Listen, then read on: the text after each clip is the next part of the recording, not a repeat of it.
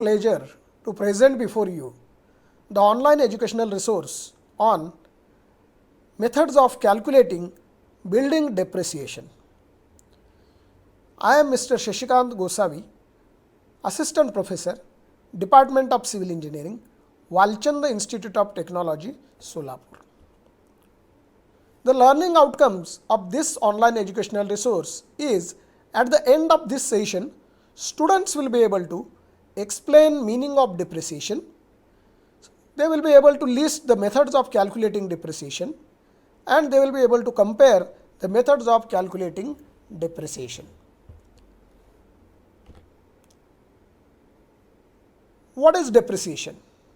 Any physical object are subject to wear and tear. And because of this wear and tear, the value of the asset gradually reduces. What do I mean to say by value? It is having a strong relevance to the market value. The current worth in an open market with consideration to age, condition and quality is called market value. Now, whenever wear and tear has happened, the product is said to have got depreciated and therefore the value goes on reducing. What are the different purposes for which this particular depreciation is needed to be calculated? When we are buying or selling a property, land or building, we will be definitely considering the depreciation. When we are lending some property to user, we will be calculating the depreciation. When we are discarding a property or a good from our accounts, we need to think about depreciation. In tax payments, many times there is a need to claim the depreciation against various properties that we have on our accounting records.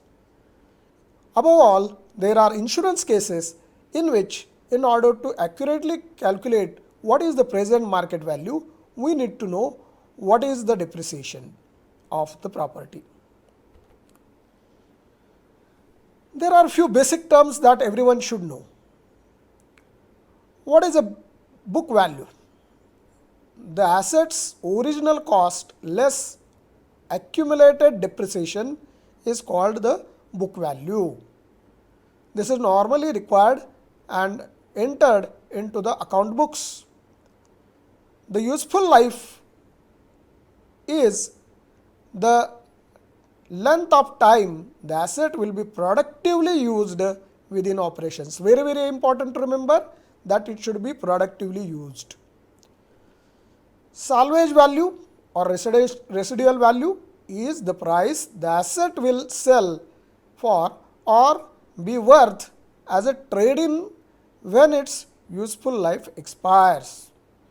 So, after the useful life, if the product or the building is sold out by dismantling and if some amount of money can be created out of that, we call it as a salvage value. There are several methods of depreciation. The first one of them is straight line method. The second is units of production method. Third is double declining balance method. And fourth is sum of the years digit methods. You can easily see the behavior in the form of the graphs presented in front of each method. In straight line method, it remains constant throughout the life. That means the formula for depreciation is going to give you same amount of depreciation in every year. While in case of the units of production, it is a parabolic curve. As you can see, in early years, there will be rapid rise into depreciation, fall into the value of the commodity. At the latter years, it is slow. In double declining balance method, it is further sharper, but it is in a dipping down form of a line and reaching to the end. While in sum of the years digit method, it is fluctuating. The last one, sum of the years digit method, is almost out of question because of its fluctuating behavior. Straight line depreciation method is using the book value of an asset less its salvage value if any. So, salvage value need to be reduced or deducted from the book value, and then it can be depreciated evenly over some number of years. So, depreciation expenses will be equal to cost of the property at a given moment of the time whenever we are calculating depreciation minus salvage value, which is possible to be predicted, divided by useful life. There are certain situations wherein straight line method is suitable. The first one is time rather than obsolescence is the major factor limiting the asset's life. Second situation, the asset produces relatively constant amount of periodic services. And thirdly, items such as pipelines, fencing and storage tanks are classical example where straight line depreciation method is suitable. Next is units of production method. Equal amount of depreciation to each unit of product manufactured or service rendered is used in this method. Usage rather than obsolescence leads to demise. So, the commodity or the product or the building does not become obsolete, but its usage itself is a strong factor. Periods depreciation expense is the depreciation change per unit of output into number of units produced during accounting period. We will come to know more about this particular last statement in the next slide. Units of production method consist of two-step process. Depreciation per unit is equal to cost minus salvage, exactly in the same way as that of the straight line method, divided by expected number of units over lifetime. Depreciation expense is equal to number of units produced this period into depreciation per unit.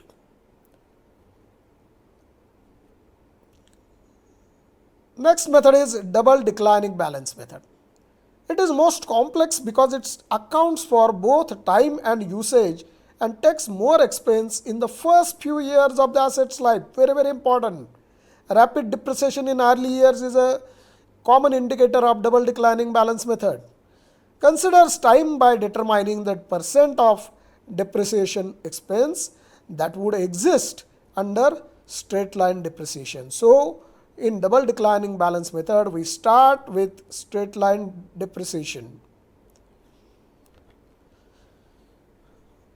What are the steps? Calculate the straight line depreciation rate and divide 100% by the number of years of useful life of the asset. Then multiply this rate by 2. Apply the resulting double declining rate to the declining book value of the asset. Ignore salvage value.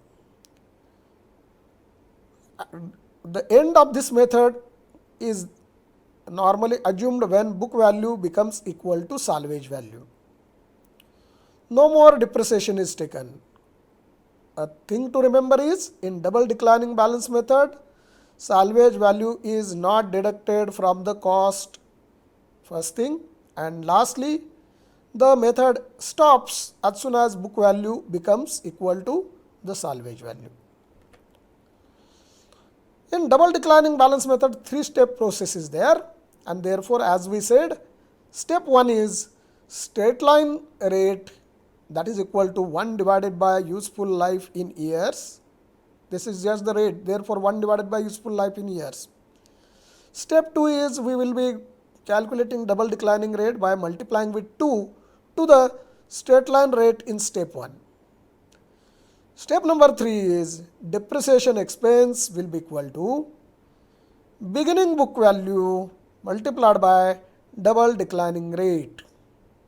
So, book value will be equal to asset cost minus accumulated depreciation. In first year, estimated salvage value is not subtracted from total asset cost before calculating first year depreciation expense. Instead, the total cost is multiplied by the calculated percentage. Depreciation expense is not permitted to take the book value below estimated salvage value. Please answer the following question. If the asset life is less and more profits are expected in early years, which of the following method is recommended for depreciation? Straight line, or sum of years digit, or double declining, or units of production method? Obviously, double declining method gives very fast depreciation in early years. I have used lumenlearning.com finance accounting chapter for methods for computing depreciation. Thank you very much for patient hearing to the online educational resource. Namaste.